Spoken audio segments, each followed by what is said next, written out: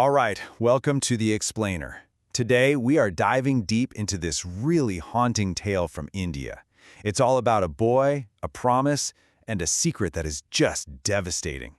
This is one of those stories that's meant to teach you a lesson, but wow. As we're about to see, the price for that lesson is unbelievably high. Every great story has its foundations, right? And this one, well, it's built on three incredibly powerful pillars.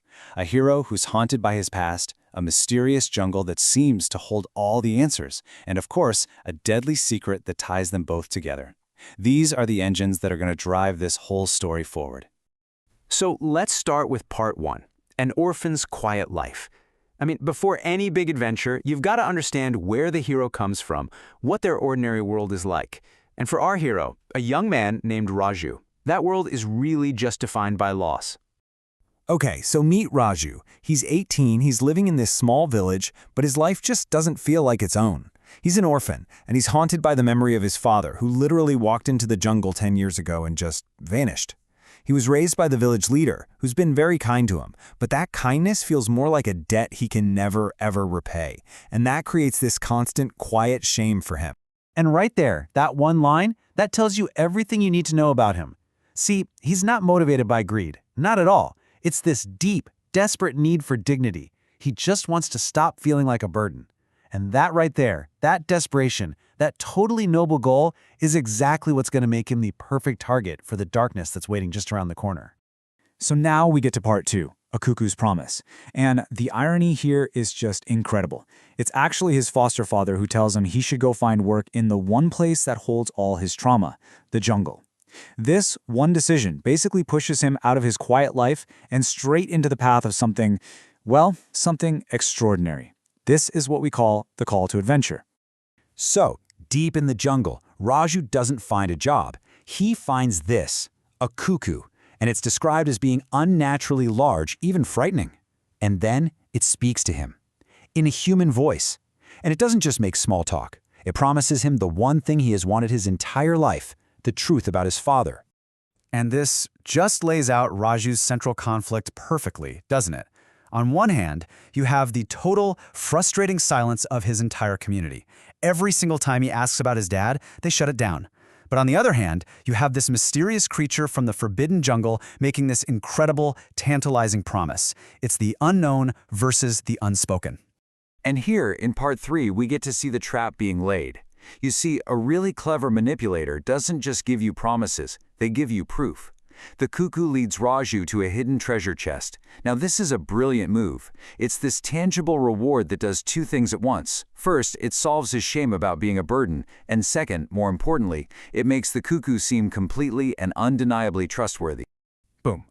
Right away, the cuckoo isolates Raju with this command.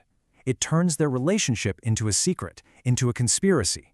And it starts planting these little seeds of distrust against the very people who raised him. Keeping secrets like this, it's a classic tool of manipulation. Now, in any classic story, right when the hero's about to walk into a trap, what happens? A wise mentor shows up with a warning. And here he is, a holy man, a sadhu, who confronts Raju with this chilling alternate version of reality. He says the cuckoo isn't a guide, it's a predator, and it's trying to trap you.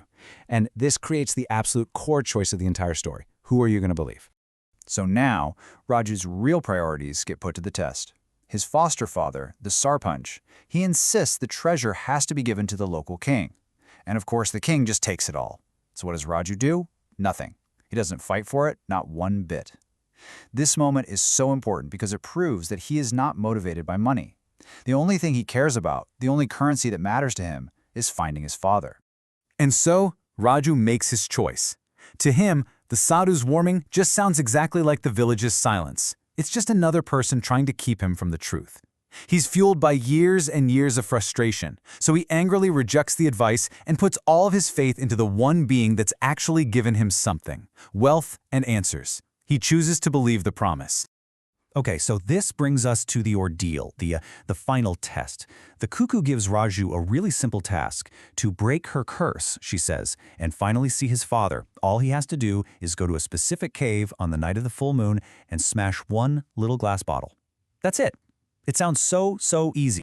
And at the absolute last possible second, I mean, just as Raju is lifting the bottle up to smash it, the Sarpanch and the Sadhu burst into the cave. It is their final desperate gamble to stop him. And they do it by finally, after all these years, breaking their silence and telling him the awful truth. Okay, so this is the moment where the entire story just flips on its head. The truth finally comes out. A long time ago, this powerful witch was terrorizing the jungle. The only way to stop her? A human sacrifice. And guess who volunteered? The hero who saved the entire village by jumping into a cursed well? It was Raju's father. Think about that. His dad didn't just vanish, he sacrificed himself to trap that witch's spirit inside that very bottle. So the cuckoo, she's not a victim under a curse. She is the curse. She's the villain. And this, of course, leads us to the final, fateful choice. Just try to imagine being Raju in this moment. On one side, you have the two men who raised you, telling you this completely unbelievable story. And on the other, you have the creature who gave you treasure, who promised you your father, whispering in your ear that they're lying. What do you do? The cuckoo plays its last and its most perfect card. It reminds him of the treasure, the proof of its power. It whispers that one promise he has staked his entire life on. And in that absolute storm of confusion and grief and desperation, Raju makes his decision. He chooses hope over the horrific truth. He throws the bottle, and it shatters on the ground. And in a flash, the deception is revealed. The curse wasn't on the cuckoo. The curse was the cuckoo. By trying to save his father, Raju has just unleashed the very same evil that his father died to contain. Talk about a tragic irony, right? The full, crushing weight of his mistake just crashes down on Raju. His regret is absolute. He begs for a solution, for any way to fix what he's done. And the Sadhu gives him the most devastating answer you can imagine. The spell can be restored, but the price is exactly the same. The witch requires a sacrifice. And in that moment, Raju's quest is finally over. He understands. He gets it. The only way to truly honor his father is to become him. He atones for his terrible mistake by repeating his father's ultimate heroic act, jumping into the well to trap the witch and save the village he nearly just doomed. And so, the story comes full circle. The witch is a harmless cuckoo again, but this time, she's silenced for good. The village is safe. Raju finally found that purpose, that honor he was so desperately looking for, but he found it by paying the ultimate price. He didn't find his father, he followed him. And this leaves us with a really tough question, doesn't it? I mean, Raju's final act was, without a doubt, heroic. He saved his entire village. But that heroism was born from a terrible, terrible mistake, from his own gullibility and his own desperation. It really forces you to think about that thin, blurry line between hope and delusion, and the absolutely devastating consequences that can follow.